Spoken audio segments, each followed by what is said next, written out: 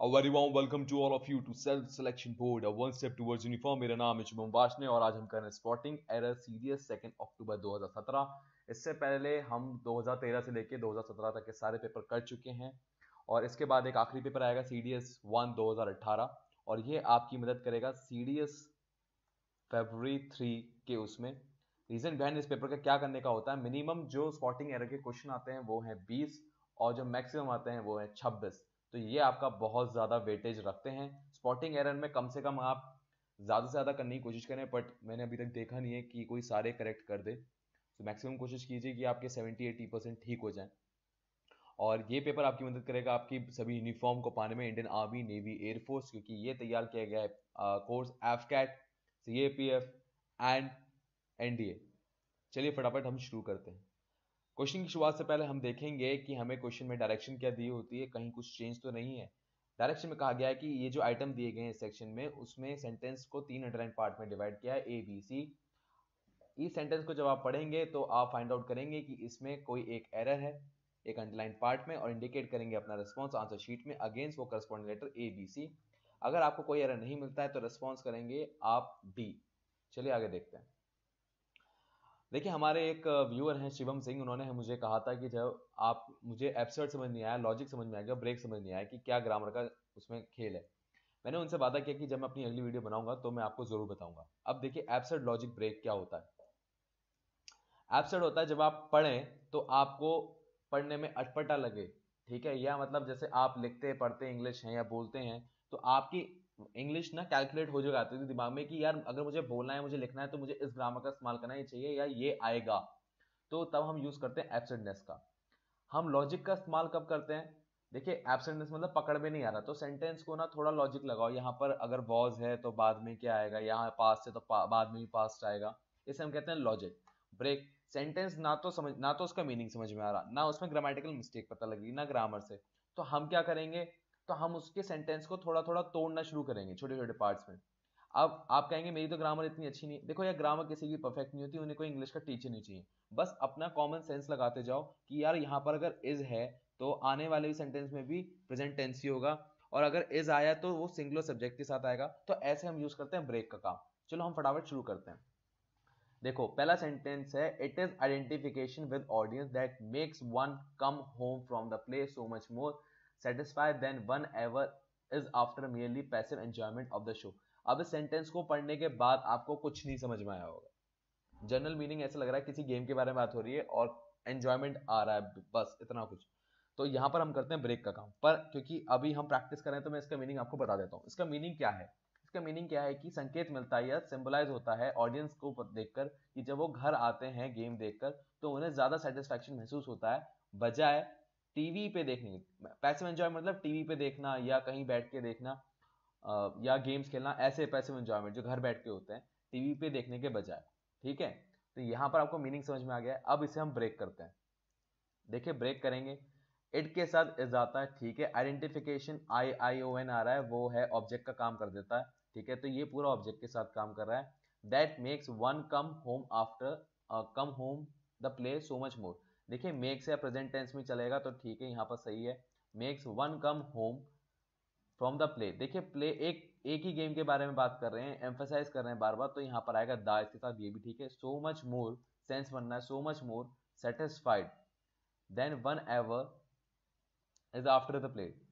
देखिए so much मोर के बाद तो सेटिस्फाइड आती है, ईडी फॉर्म आ गई, पास्ट टेंस फॉर्म आ गई, तो यहाँ करेक्ट है। One ever is after merely passive enjoyment of the show. देखिए यहाँ पर आपको थोड़ी गड़बड़ लग सकती है कि मेयरली यहाँ पर शायद नहीं आएगा, शायद मेयर आएगा। बट आप कई बुक्स आप देखेंगे तो आपको यहाँ पर मिलेगा भी कि मेयर है। बट मेयर का मेयरली मतलब होता है जस्ट ओनली, और मेयर का मतलब होता है just use to emphasise how small or insignificant someone or something is. तो यहाँ पर जस्ट ओनली का मतलब है। यहां से पढ़ना शुरू करें आप। देखिए मैं कहां से बता रहा हूं, ये यहां से देखिए, so much more satisfied than one ever after merely just only passive enjoyment of the show. तो उसको ज्यादा सेटिस्फैक्शन मिलता है देखने से बजाय पैसिवली मतलब टीवी पे देखने से। तो यहां पर हमें कोई एरर नहीं मिला है अभी तक, तो ये हो गया डी, नो एरर। अब आप समझ होंगे ब्रेक कब इस्तेमाल करना है। सेंटेंस समझ में ना आए, ग्रामर पकड़ में ना आए, तो आपको ये मीनिंग समझ में ना आए तो आपको ब्रेक का इस्तेमाल करना है। चलिए आगे चलते हैं। देखिए जब ब्रेक का इस्तेमाल आप करते हैं तो ऐसा होता है कि 10 क्वेश्चन आप ब्रेक से कर रहे हैं तो 7 या 6 आप सही करेंगे, ठीक है। तो ये आप जितनी प्रैक्टिस करेंगे, जितने पास ईयर आप देखेंगे मेरे, तो आपको और क्लियरिटी आएगी इससे। चलिए हम आगे चलते हैं। CV Raman was one of the greatest son of India who has earned the everlasting fame for the scientific research। देखिए जब मैंने इसे पढ़ा मुझे खट से पता लग गया, क्योंकि मुझे पता है सीवी रमन अब तो है नहीं, वो पहले थे, तो यहाँ पर हेड आएगा। पर आप लॉजिक भी लगा सकते हैं, देखो अगर यहाँ पास है तो यहाँ पास्ट आएगा, मतलब हेड आएगा, ठीक है। तो यहाँ पर हो गया गलती बी में। The box is heavy than other one, यहाँ पर देखिए एब्सर्डनेस, जिसकी इंग्लिश थोड़ी बहुत भी ठीक है खट से पकड़ लेगा, यहाँ पर हैवियर आएगा। Box is more heavier than other one, क्या आएगा? मोर। देखिए मैं लिख नहीं पाऊंगा, मैं माउस का इस्तेमाल कर रहा हूं, बट आप समझिए the box is more heavier than other one, क्योंकि यहाँ दो चीज में कंपैरिजन हो रहा है ना, तो यहाँ पर कंपैरेटिव डिग्री आएगी, और देन तो बता ही रहा है कि यहाँ पर कंपैरेटिव डिग्री आनी चाहिए। चलिए आगे चलते हैं। 75 the writer does not have the freedom to choose his own theme, society thrust them on him. देखिए कह रहा है कि जो राइटर होता है उस पर अपनी कोई फ्रीडम नहीं होती चूज करने की कि कौन सा थीम वो चूज करे, सोसाइटी उसे मजबूर करती है कि उसे कौन सा चूज करना चाहिए। मीनिंग समझ में आ गया, पर एरर कहाँ है? देखिए एरर के लिए आपको नहीं मिले, पढ़ने पे एब्सर्डनेस पे ना मिले, और थोड़ा बहुत लॉजिक लगाओ, भाई यहाँ प्रेजेंट है, फिर यहाँ पर भी प्रेजेंट का इस्तेमाल हो रहा है, तो फिर क्या है यहाँ पर, तो तोड़ना शुरू करो। राइटर के साथ क्या आता है? डज, ठीक है। नॉट हैव द फ्रीडम, ठीक है। यहाँ पर डस के बाद फर्स्ट फॉर्म आती है। द फ्रीडम एक पर्टिकुलर चीज की बात कर रहा है, द एम्फेसाइज किया जा रहा है, तो द आ गया।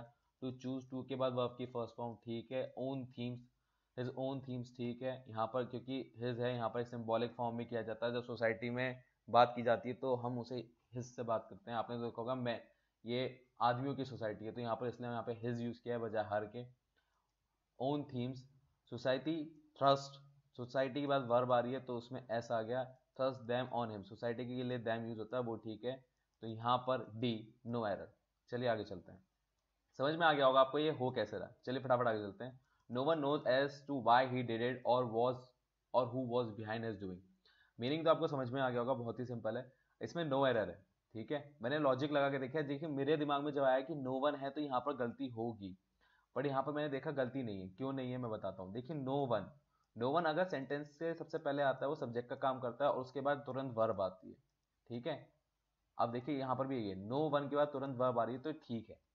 पर नो वन का इस्तेमाल और भी फॉर्म में होता है, जैसे नो वन अगर सेंटेंस के बीच में आए तो उसके तुरंत बाद कोई नाउन आता है या कोई प्रोनाउन आता है, तो अगर ऐसा है तो वहां पर नो वन पे ध्यान रखिए कि नो वन के बाद नाउन, अगर सेंटेंस के बीच में आ रहा है तो नो वन के बाद दोबारा नाउन आएगा, और अगर नो वन स्टार्टिंग में आ रहा है तो उसके तुरंत बाद वर्ब आएगी, ठीक है। मैं यहाँ पर प्रोनाउन बोल गया था, पर खाली यहाँ पर नाउन का इस्तेमाल होता है, तो नो वन के तुरंत बाद नाउन आना चाहिए, ठीक है, अगर सेंटेंस के बीच में, और नो वन स्टार्टिंग में उसके तुरंत बाद वर्ब आना चाहिए, तो नो वन यहाँ स्टार्टिंग में उसके तुरंत बाद वर्ब आ रहा है, वो है नोज, तो ये सही हुआ। How long you are in this profession, पकड़ में आ जाएगा, एब्सर्डनेस है, ये एक डेली का सेंटेंस है, तो यहाँ पर आर यहाँ पर आना चाहिए, क्वेश्चन मार्क है यहाँ पर, तो लॉजिक से भी आप निकाल सकते हो उस पर। तो how long are you in this profession, तो गलती हुई बी में। I know that ignorance is not bliss yet I am ignorant in many things. देखिए जब दो चीजों में रिलेशनशिप बताते हैं यहाँ पर लगता है ऑफ, ये आपको लॉजिक से पकड़ में आएगा। आई know that ignorance is not bliss, yes yet I am ignorant of many things, ignorant of many things, तो रिलेशनशिप आ रही है मेनी थिंग्स की और इग्नोरेंस के बीच में और आपके बीच में, तो यहाँ पर ऑफ का इस्तेमाल आ रहा है। आगे चलते हैं। ऑफ का देखिए मैंने एक बात और कही है, ऑफ ना उन चीजों के साथ भी आता है जिसमें काउंट हो रहा है या इंक्रीज हो रहा है। देखिए एन इंक्रीज ऑफ 5%, तो आपको समझ में आ गया होगा कि जहां स्केल हो रहा है, स्केल मेजर की बात आ रही है, वहां पर हम ऑफ का इस्तेमाल करते हैं। और रिलेशनशिप तो मैंने आपको बताया, रिलेशनशिप दो चीजों में होता है, एक किसी एक चीज से हम रिलेशनशिप दिखा रहे हैं, ठीक है, और दूसरा है पूरे के पूरे ग्रुप से हम कोई रिलेशनशिप दिखा रहे हैं, जिसमें ऑफ मेनी थिंग्स यहाँ पर आया था ना, मैंने आपको दिखाया था ऑफ मेनी थिंग्स, तो पूरे के पूरे ग्रुप से हम एम्फेसाइज दिखा रहे हैं, तो वहां पर आएगा ऑफ। चलिए आगे चलते हैं। Okay, you are just 16 year old isn't you, पकड़ में आ जाएगा एक बार में पढ़ते ही। इट आता है नॉन लिविंग के लिए, तो यहाँ पर तो यू आएगा, मतलब you are just living, you are just 16 year old isn't you, तो ये गलती हो गई सी में, गलती हो गई सी में। चलिए, older widower living in remittance from his home, जब आप किसी पे डिपेंडेंट होते हैं तो वहां पर ऑन आता है। अब रेमिटेंस का मीनिंग जिसको नहीं पता वो मैं बता देता हूँ। रेमिटेंस क्या होता है? एक सम ऑफ मनी होता है, मतलब एक फ्री का मनी होता है जिसको आप गिफ्ट के फॉर्म में देते हैं या किसी डिपेंडेंट को हम देते हैं, तो हम रेमिटेंस का यूज करते हैं, ये एक नाउन है, ठीक है। तो यहाँ पर आ गया, जब आप किसी पे डिपेंडेंट है तो आप ऑन का इस्तेमाल करते हैं। Old widower living on remittance from his son could not make both ends meet, Debate about biotechnology and genetic engineering is underway around the world and India is fully engrossed with the discussion. देखिए discussion के साथ आता है in, I am in discussion with Ramesh, I am in discussion with Rajesh, but अगर आप किसी team के साथ डिस्कशन कर रहे हैं तो आप कहेंगे with, I am in discussion with my team, ठीक है, तो वहां आता है विद। बट नॉर्मली आप डिस्कशन किसी एक बंदे के साथ कर रहे हैं या विद इन द टीम कर रहे हैं तो हम इनका यूज करते हैं, ठीक है। चलिए आगे यूज करते हैं, आगे मतलब आगे देखते हैं। I like to listen the song of the nightingale in the evening, I like to listen to the song of nightingale in the evening, यहाँ आएगा टू। जब दो चीजों में कनेक्शन लगा रहे हो तो वहां टू का इस्तेमाल करो, जैसे यहाँ पर है आई लाइक टू लिसन, आई को टू से कनेक्ट करा है जिससे हम लिसन वाली बात को सुन सकते कह सके, तो I like to listen to the song of nightingale. यहाँ पर दो बातें कनेक्ट होनी है, लिसन कर रहे हैं हम सॉन्ग, पोएम भी तो लिसन कर सकते हैं या गजलें भी तो सुन सकते हैं, बट क्या है सॉन्ग है, दो चीजों को कनेक्ट कर रहे हैं तो वहां पर हम टू कर रहे हैं। अब रिलेशनशिप बताना होता है कि वो किस चीज के होंगे तो हम ऑफ का इस्तेमाल करते हैं। समझ में आ गया आपको? चलिए आगे चलते हैं। तो गलती हो गई यहाँ पर बी में, स्क्रीन थोड़ी साफ कर देता हूँ आपको ऑप्शन क्लियरली समझ में आ जाए, वो ऑप्शन है बी। ई स्टूडेंट, ई स्टूडेंट याद करें एक सिंगुलर सब्जेक्ट है। पूरा सेंटेंस अगर आप पढ़ेंगे, मैं पढ़ देता हूँ, each student from among the 100 student in the class want to watch the movies no error. Sentence का मीनिंग बहुत ही सिंपल है, वो आपको समझ में आ गया होगा। सिंगुलर सब्जेक्ट के साथ एस या ई एस आता है तो यहाँ पर आएगा वांट्स। अब देखिए अमोंग अस आपके लिए एक बहुत ही बड़ा होगा कि यार अमोंग अस क्या है, तो मैंने कभी सुना नहीं। देखिए अमोंग की दूसरी फॉर्म होती है अमोंग अस, इसे प्रीपोजिशन के फॉर्म में काम करते हैं। और अमोंग क्या होता है? बीइंग अ मेंबर और मेंबर्स ऑफ लास्ट सेट, जैसे a British women was among the 54 victim of the disaster. समझ में आ गया होगा? अब देखो इस सेंटेंस को पढ़ो, आपको अमोंग अस का मीनिंग भी समझ में आ गया होगा। Each student from the among us the 100 student in the class, तो अमोंग अस का यूज इस्तेमाल कर रखा है और अमोंग अस क्या प्रीपोजिशन है और अमोंग की दूसरी फॉर्म है। चलिए आगे चलते हैं। Although there is a virtually no production in India, the Encyclopedia Britannica estimate that India has perhaps the largest accumulated stock of silver in the world. देखो जब सेंटेंस बड़ा होता है ना, कभी कभी ऐसा होता है कि एब्सर्डनेस से या लॉजिक से पता लग जाए, बट मुझे तोड़ के देखना पड़ता है। ऑल्दो देयर इज, ठीक है, देयर इज, ठीक है, प्रेजेंट में चल रहा है, virtually no production India, okay मान लिया। Encyclopaedia Britannica estimate that India has, अब ये तो सब्जेक्ट है वो भी सिंगुलर सब्जेक्ट, तो इसके बाद तो जो वर्ब आएगी उसमें एस या ई एस आनी चाहिए, तो ये हो गया एस्टिमेट्स। आगे चलते हैं। We have to reach there at 10, will you please walk little faster. देखिए जब आप थोड़ी सी काम को, कोई काम है थोड़ा आपको थोड़ा तेज चल लो, ठीक है, तो आप कहते हैं अ लिटिल, ठीक है। आपको तेज चल लो तो आप कहेंगे लिटिल फास्टर, ठीक, पर आप थोड़ा तेज चल लो एम्फेसाइज करके कह रहे हो तो अ लिटिल है, ठीक है। चलिए आगे चलते हैं। It is almost difficult in case impossible to keep awake late after the dinner. देखिए अगर आप इस सेंटेंस का मीनिंग निकालें आपको मीनिंग नहीं निकलेगा, ठीक है। ये क्या है? It is almost difficult in case impossible to keep awake late after dinner, वो कह रहा है डिनर के बाद दोबारा जगे रहना बहुत मुश्किल होता है। बट इन केस इम्पॉसिबल ये थोड़ा आपको अटपटा लगेगा सुनने में, एब्सर्डनेस आएगी, तो यहां पर अगर आप पढ़ें it is almost difficult but in no case, but in no case, but यहां पर आ गया, इन के बाद नो आ गया, but in no case impossible to keep awake late after the dinner, तो गलती हुई बी में। आते हैं 87 में। What most students need above all is practice in writing and particular in writing things that matter to them. तोड़ के देखो पता लगेगा कि ठीक है। मोस्ट के लिए लोगों को डिफिकल्टी आएगी कि यार मोस्ट यहाँ पर क्यों आया है, मोस्ट यहाँ पर आता है तो यार सुपरलेटिव डिग्री के साथ आता है तो यहाँ पर ऐसा क्यों है। देखो मोस्ट अगर खाली अकेला आ रहा है तो नाउन के तुरंत पहले आएगा। मोस्ट मॉर्निंग या टेनिस, देख रहे हो, मोस्ट टैप वाटर, तो यहाँ पर देखो मोस्ट के बाद क्या आ रहा है? स्टूडेंट्स, तो मोस्ट नाउन से पहले आएगा, तो आपको यहाँ पता लग जाएगा मोस्ट सही है। बाकी सेंटेंस आपको पढ़ने में कोई दिक्कत नहीं आ रही होगी, तो ये सब ठीक हुआ, तो ये हो गया D, no error. She was out of the mind when she made the plan to go abroad।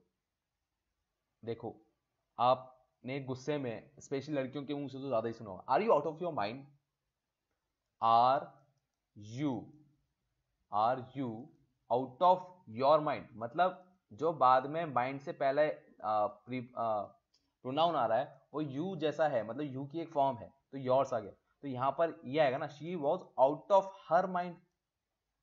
पूरा सेंटेंस पढ़े बिना ही हमें पता लगा, she was out of her mind when she made the plan to go abroad without taking into consideration her present family position, तो गलती हुई ए में। Are you through with that newspaper. देखिए ये अगर आप एयरपोर्ट गए हैं तो वहां पर ऐसे, वहां पर जो अंग्रेज आते हैं वो जरूर बोलते हैं, और मुझे वहां से ये पता लगा कि सेंटेंस की राइट फॉर्म ये है। तो यहाँ 89 का मुझे लॉजिक से पता लगा ये करेक्ट है, ये है D. Are you through with that newspaper? D is the right answer. My college is beside the lake. My college is beside the lake. देखिए बिसाइड मतलब होता है बगल में, पर कौन सा जिसमें एस नहीं आता। माई college is beside the lake. देखिए मैंने इसे याद करने का एक तरीका बनाया है। देखिए जो बिसाइड होता है, एक है एस वाला, एक है बिना एस वाला। लिख दे रहा हूं, मेरी राइटिंग नहीं आएगी क्योंकि ये माउस से लिखा जा रहा है, मेरा पेन खराब हो गया है। देखिए अगर मुझे चाहिए बगल में तो हम इस बिसाइड का यूज करेंगे। अगर मुझे चीज नहीं चाहिए बगल में, कि मतलब इसके बावजूद चाहिए, तो उसमें ऐसा रहा है। तो जिसकी चीज में चाहिए बगल में, उसके बगल में ऐसी नहीं है, तो याद करो जिसको बगल में चाहिए उसके बगल में ऐसा नहीं है, तो ये याद हो जाएगा बिसाइड। तो यहाँ पर आपको समझ में आ जाएगा कि यहाँ पर कौन सा बिसाइड यूज होना है। तो ये हो गया 90 का बी। आगे, department of fine art has been criticised for not having much required courses. देखो मच नहीं है, जिसको एब्सेंटनेस पता लग गई होगी, मोस्ट ऑफ द आएगा, most of the required courses, या मोस्ट आएगा खाली। The department of fine art has been criticised for not having most of the आएगा, the most of the required courses. ठीक है, तो यहां पर गलती हो गई बी में। If you thought about the alternative you would not have chosen such a difficult topic for the term paper. If you have thought about the alternative, आप देखो कि ये ना, आप कह रहा है कि प्रेजेंट में है, बट कह रहा है अगर तुमने पास में ऐसा किया होता तो ऐसा होता, तो आज तुम्हें इतनी डिफिकल्टी नहीं आ रही होती। तो यहां पर आएगा हैड। मतलब हैव कब आता है? प्रेजेंट में शुरू हो रहा है और आज खत्म हो रहा है। उसने पेपर चुनने का काम कब किया था? पास में शुरू किया था, पास में खत्म किया था, और उसका अब जो फल खा रहा है वो आज की तारीख में खा रहा है। तो यहां पर आएगा head. 93, the duties of secretaries are to take the minute, to take the minutes mailing correspondence में, यहाँ पर मिनट्स बोल गया था, ये है minutes. The duties of secretaries are to take minutes mailing the correspondence and calling the member before meeting. अब देखिए यहाँ पर आपको सब एकदम अच्छा अच्छा ठीक ठीक लग रहा होगा, बट अगर मैं इसे ब्रेक करूं और मैं लॉजिक भी लगाऊं अपनी वर्ब का, तो आपको मिलेगा कि जो प्रेजेंट कंटिन्यूस होता है उसका इस्तेमाल वहां होता है जो चीज मॉर्टल होती है। मॉर्टल मतलब कुछ समय के लिए करेगी फिर खत्म कर देगी, या ड्यूटी है वो आज कर रही है, मतलब थोड़े समय के लिए करेगी फिर बंद कर देगी, तो वहां पर होता है आईएनजी का यूज।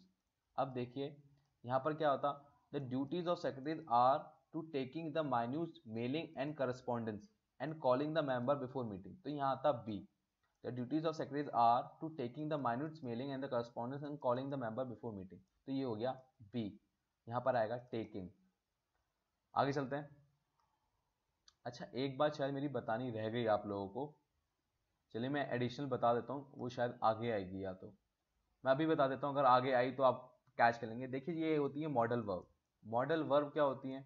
मॉडल वर्ब वो होती है जिनके बाद वर्ब की फर्स्ट फॉर्म आती है। Ought to, have to, need, would, will, shall, must में। अब वर्ब की फर्स्ट फॉर्म आएगी, वर्ब की फर्स्ट फॉर्म मतलब गो, थर्ड फॉर्म क्या होती है? गॉन, और सेकंड फॉर्म क्या होती है? वेंट। तो ऐसे आती है। पर ये तो हो गई अगर खाली ये आए इनके तुरंत बाद। अब आती है दूसरी तरीका, क्या है कि अगर वर्ब की फर्स्ट फॉर्म के, वर्ब की फर्स्ट फॉर्म छोड़ दो इसे, मान लो बी है, इसके बाद आ रखा है can be, may be, must be, shall be, will be, ought to be, need to be, have to be, would be, तो वहां आएगी वर्ब की थर्ड फॉर्म, मतलब यहाँ आएगा गॉन। गो की आएगी third form. May be gone, must be gone, will be gone, ought to be gone, need to be gone, have to be gone, would be gone. तो ये हो गया बी के बाद आएगी थर्ड फॉर्म, और अगर बी नहीं आ रहा है तो आएगी वर्ब की फर्स्ट फॉर्म। इन्हें क्या कहते हैं हम? Modal verb. याद कर लीजिए, ये इंपॉर्टेंट है। Okay, if I was you I would not गो। देखिए वुड आ गया, अब इसके बाद बी तो नहीं है, तो वर्ब की क्या आएगी? First form. देखिए यहां पर आ गया, एक पिक्चर पहले ही मैंने शायद इसे पोस्ट कर दिया, कोई बात नहीं। इफ आई वॉज यू, अब देखो मुझे गलती यहीं मिल गई, इफ आई वॉज यू। अब मैं आपको बताता हूँ क्या है। चलो एक बार सेंटेंस पढ़ देता हूँ आपके लिए। If I was you I would not go to the film in my mother's absence. समझ में आ गया, माँ की एब्सेंस में मैं मूवी देखने नहीं जाता। चलो, इफ आई वर और इफ आई वॉज का यूज कहाँ होता है? इफ आई वर का यूज होता है इमेजिनेटिव में, इफ आई वॉज का यूज होता है सिक में। इमेजिनेटिव सुनो, if I were rich I would buy you a car, if she was feeling sick it is good that she went home. तो यहां पर आ गया ये, if I were rich I would buy a car, imaginary. अब देखो इस sentence को देखो, ये भी इमेजिनरी बात कर रहा है कि माँ अगर होती, अरे आजा भाई। हाँ, अगर माँ होती तो मैं ऐसा, अगर सॉरी माँ की एब्सेंस में मैं नहीं जाता, तो इमेजिनरी बात होगी ना। अगर माँ होती तो चला जाता, तो यहाँ पर आएगा इफ आई वर। अगर कोई रियलिस्टिक सेंटेंस होता तो क्या आता, वॉज। ठीक है। Those of us who have a family history of heart disease should make earlier appointment with their doctor. एक झटके में पढ़ोगे तो एब्सेंटनेस में कोई गलती नहीं पकड़ में आएगी। लॉजिक लगाओ तो समझ में आएगा क्या। देखो यहाँ पर है अस, दोज ऑफ अस मतलब हमारी फैमिली में जो है, अगर उनमें से किसी को हार्ट डिजीज, उनकी फैमिली में मतलब सॉरी हम में से अगर कोई है और उनकी फैमिली में हार्ट डिजीज है, तो वो पता लगा लें, मतलब अपने डॉक्टर से बात कर लें। तो अस है ना, टीम है ना कोई, तो उसमें क्या आएगा, आर डॉक्टर। पूरी फैमिली की बात हो रही है ना यहाँ पर, तो यहाँ पर आएगा आर, क्योंकि यहाँ अस से रिलेशन है। अस के रिलेशन में क्या आता है, आर, ना कि देयर। तो यहाँ पर आएगा those of us have a family history of heart disease should make earlier appointment with their doctors. चलिए आगे चलते हैं। Old furniture was dispose of and the new ones were replace. Logic से बता रहा हूँ। नाउन का मैंने चैप्टर मैंने अपलोड कर दिया, आप नाउन का एक बार देख लें। तो मैंने वहां पर ऐसे चीजों की कलेक्टिव नाउन्स की बात की है जिनमें एस या एस की जरूरत नहीं पड़ती, उनमें से एक है फर्नीचर। ओके दोस्तों, बिफोर जाने से पहले मैं आपसे कहूंगा कि मेरे फेसबुक पेज पे लाइक करें, लिंक आपको डिस्क्रिप्शन में मिल जाएगा। मैं आपसे लाइक करने के लिए क्यों कह रहा हूँ, रीजन बिहाइंड ये होता है, कई बार आपको कोई टॉपिक आप डिफेंस के रिलेटेड ढूंढ रहे होते हैं तो आपको नहीं मिलता है। रीजन बिहाइंड क्या है, क्योंकि आप जो कीवर्ड गूगल में सर्च कर रहे होते हैं, यूट्यूब में सर्च कर रहे होते हैं, उस नाम से मैंने वीडियो अपलोड नहीं की होती है। और ये चैनल बहुत इंपॉर्टेंट है सभी डिफेंस एग्जाम्स के लिए, क्योंकि ये आपको यूनिफॉर्म के पास पहुंचाएगा और हम कोई एडवर्टाइजमेंट में शेयर मतलब सेल नहीं करते हैं। तो ये आपके लिए बहुत इंपॉर्टेंट है अगर आपको अपनी यूनिफॉर्म के एक कदम पास जाना है। मैं आपसे रिक्वेस्ट करूंगा मेरे इंस्टाग्राम पेज को भी आप फॉलो करें और प्लस सब्सक्राइब बटन को मेरे फेसबुक के को जरूर क्लिक करें, जिससे आपको पहले ही नोटिफिकेशन मिल जाए। और जैसे ही नोटिफिकेशन मिलेगा तो एक दिन ऐसा भी आ सकता है कि शायद मेरी वीडियो की मदद से आप अपने फैमिली मेंबर्स के साथ एक ऐसी ही फोटो खिंचवा सकें। चलिए हम कहते हैं, हम लेते हैं आपसे विदा। जय हिंद और मिलते हैं अपनी अगली वीडियो में।